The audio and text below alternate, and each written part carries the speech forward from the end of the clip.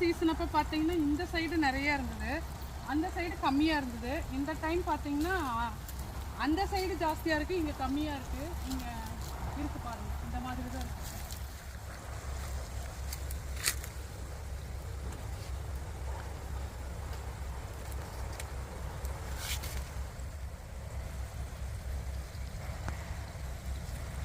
உங்களுக்கு யாராவதுக்கு இந்த ஃப்ரூட் தெரியும் அப்படின்னா நீங்கள் கமெண்ட்டில் சொல்லுங்கள், உங்களோட ஊரில் இதுக்கு என்ன பேருன்னு சொல்லிட்டு.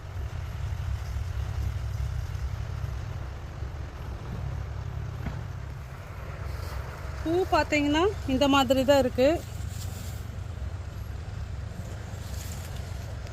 நல்ல வாசனையாகவும் காய் அங்கே இருக்குது பாருங்கள்.